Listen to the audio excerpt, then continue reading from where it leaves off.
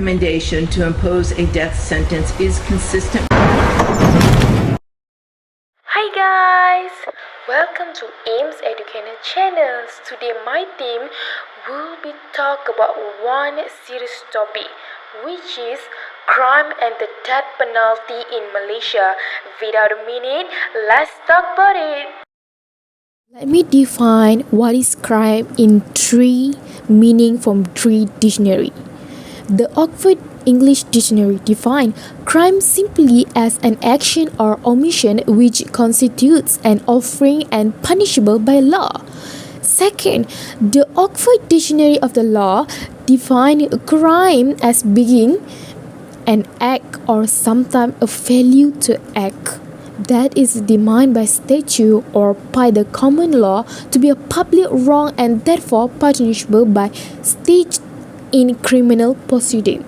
Third, the Oxford Dictionary of Sociology defines crime is a more complex way and offense which go beyond the personality and into the public sphere, breaking proprietary rules of law to which legal punishment or sections are attached which require the intervention of a public authority.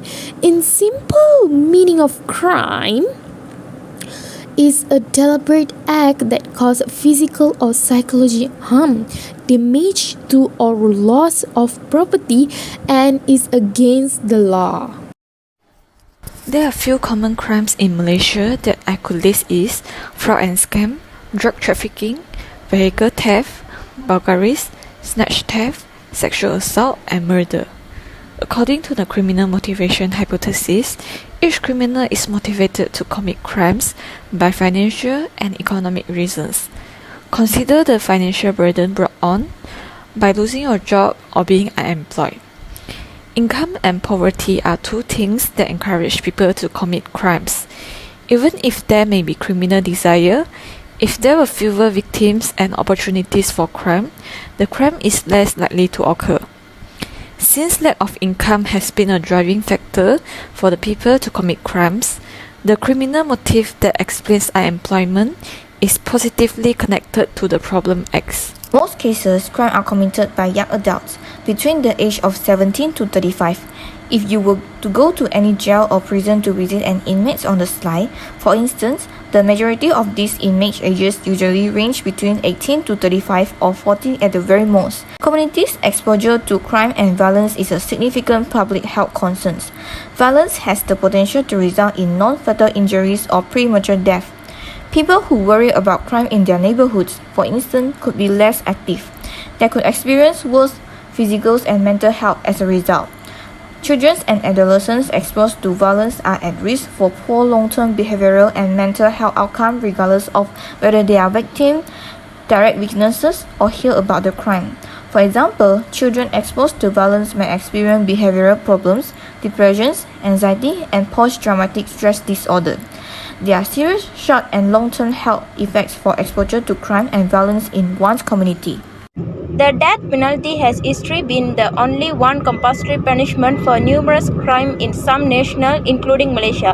A judge do not have the right option to impose a lighter punishment or to weigh the defense character of the criminality of the offence while determining the sentence. The death penalty has been a part of the Malaysia legal framework since its independence in 1957. In recent years, the death penalty has been imposed for the murder and drug trafficking and fewer crime-related offences.